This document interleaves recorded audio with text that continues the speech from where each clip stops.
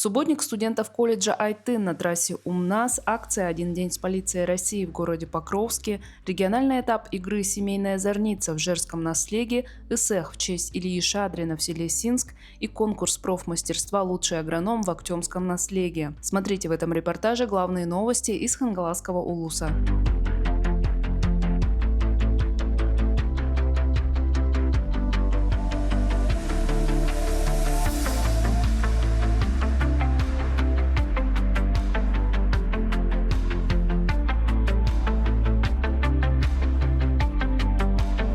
Студенты колледжа цифровых технологий Айтын убрали мусор вдоль республиканской трассы УМНАС. Экологическая инициатива прошла в преддверии Дня эколога и в рамках акции Минэкологии Якутии «Зеленый четверг». Колледж Айтын впервые присоединился к акции «Зеленый четверг». Инициативу также поддержала администрация Немигюнского Наслега. Поэтому для уборки выбрали именно тот участок трассы УМНАС, который проходит по территории Наслега. Муниципалитет обеспечил ребят инвентарем, выдал мешки, перчатки и выделил трактор для вывоза собранного мусора. В этой акции принимает у нас сегодня 20 студентов, в основном с первых и вторых курсов.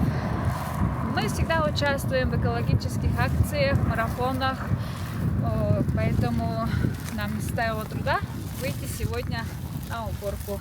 Трасса УМНАС в Хангаласском улусе одна из самых оживленных. Ежегодно по ней проезжают тысячи местных жителей, туристов и водителей большегрузов. К сожалению, не все из них берегут природу. Некоторые выбрасывают мусор прямо на ходу из окон машин. Студенты признаются, масштаб загрязнения их удивил. Понятно же, что мусор есть, но тут на каждом ходу есть мусор. И очень большой. В основном бутылки, битое стекло, этикетки. Иногда бывают куски, обломки машин, я думаю, тоже нужно объяснять откуда. Некоторые находки у дороги вполне могли бы стать экспонатами музея автопрома или сельхозтехники. Что это?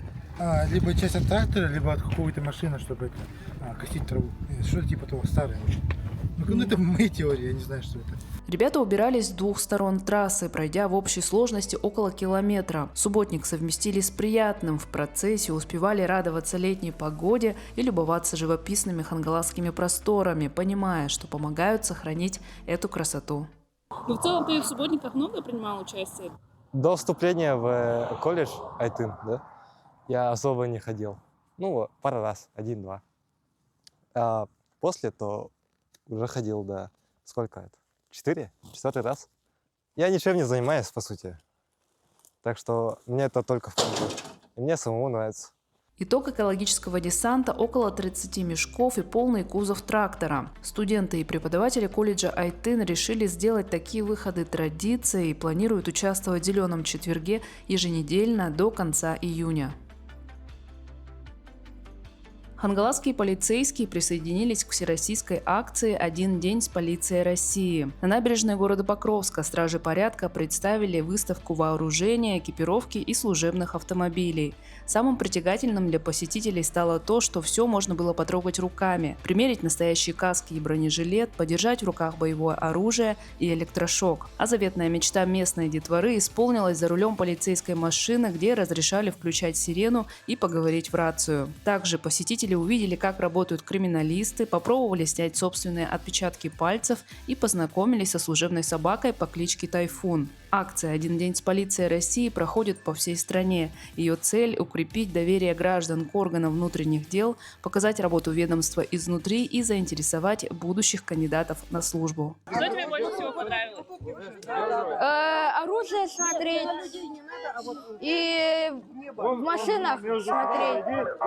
И еще бронежилеты одевать. Ну, мне все понравилось, если честно. Но если выделить что-то именно, мне понравилось побыть в машине и поговорить через радио.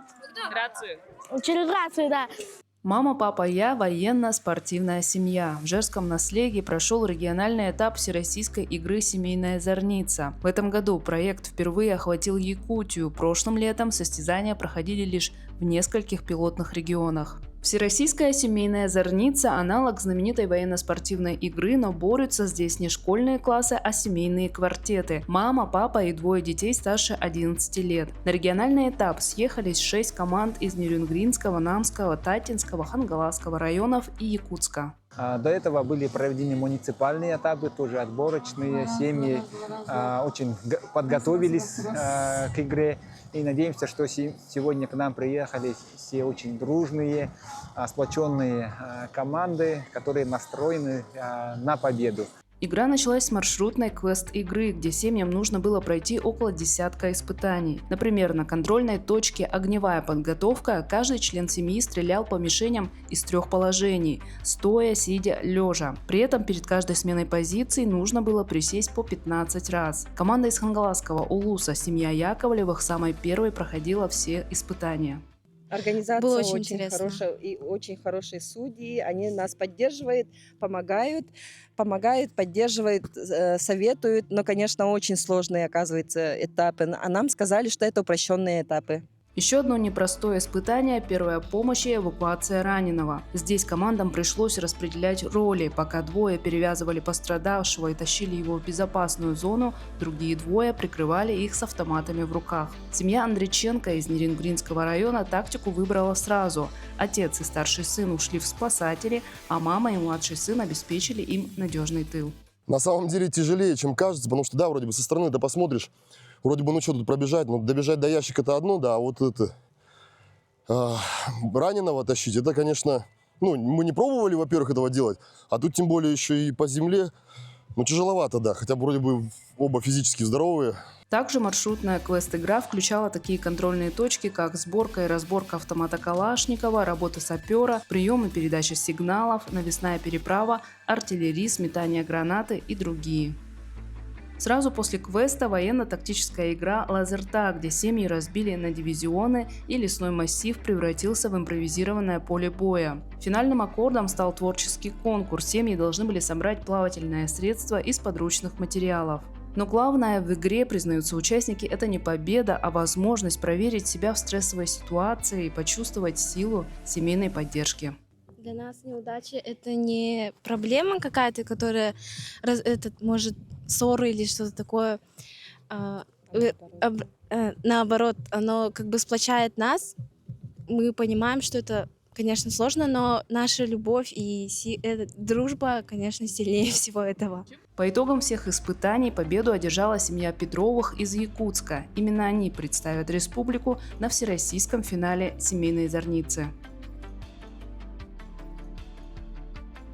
Наслежный ИСЭХ в селе Синск в этом году посвятили большой исторической дате – 265-летию со дня рождения выдающегося земляка Ильи Шадрина. В историю Якутии он вошел как грамотный кангаласский князец, удостоенный аудиенции сразу у 3 российских императоров. Илья Шадрин родился в середине 18 века в Мольжигарском наследии. Еще с юношеских лет он проявил себя как сильный лидер, стал улусным головой и за свою жизнь успел побывать на приеме у 3 царских особ – Екатерины II, Павла I и Александра I. Историческую встречу земляка с Александром I воссоздали на ИСЭХе в Синске. Роли примерили на себя простые сельчане. За то, что сохранили эту дружбу. Человек, который заходит на прием к императору, а там у них по регламенту 15 минут, а он там с ними сидит по 3-4 часа. И за все это время он рассказывает о Якутии, о народе Якутии. Одно из главных достижений Ильи Шадрина – открытие первой школы для якутских детей, где за счет казны мальчиков из разных сословий учили русской грамоте. Фактически это дало мощный толчок к развитию якутской интеллигенции. Эти и многие другие факты обнаружили прямые потомки Шадрина – сестры Галина Шадрина и Юлия Дьячкова. О своем родстве они узнали случайно в 2002 году. С тех пор они изучили кучу архивных материалов и сегодня делают все, чтобы сохранить наследие своего прародителя. Это уже у нас 2-й юбилейный ИСЭХ, а 1-й юбилейный ИСЭХ прошел 5 лет тому назад. В честь того юбилея была установлена серьга, вокруг которого сегодня прошел алгыс данного сегодняшнего ИСЭХа. Памятные мероприятия в честь Ильи Шадрина проходят в течение года. Уже состоялись презентация книги о нем, краеведческий фестиваль, лекции с участием общественности и школьников и летняя экспедиция по следам предков. Финальную точку в юбилейном марафоне поставит круглый стол в Государственном собрании Илтумен. И то, что сегодня эсэх посвящен одному из легендарных личностей Хангаласского улуса, Илье Максимовичу Шадрину, это говорит о том, что мы свято чтим своих предков, помним своих отцов, дедов и берем с них пример. В Якутии подвели итоги регионального этапа Всероссийского конкурса профессионального мастерства «Лучший по профессии» в номинации «Агроном». Состязание прошло на учебных полях Актемского филиала АГТУ в Хангаласском улусе. 2 дня за победу боролись 5 специалистов из города Якутска, Усалданского и Хангаласского районов. Конкурс включал в себя теоретическую и практическую части. В теории участники проходили тестирование и решали профильные кейсы, а в практике демонстрировали прикладные навыки, например, умение пользоваться сумкой агронома или анализировать сноповой образец и так далее. По итогам всех этапов победителем вновь стал молодой агроном из Усалданского улуса Василий Сивцев. С сельским хозяйством я связан с самого детства, так как моя семья занимается выращиванием растениеводческой продукции. Я осознанно сделал выбор в профессию агронома. Я в прошлом году участвовал и дошел до федерального уровня. В федеральном уровне я занял 4-е место.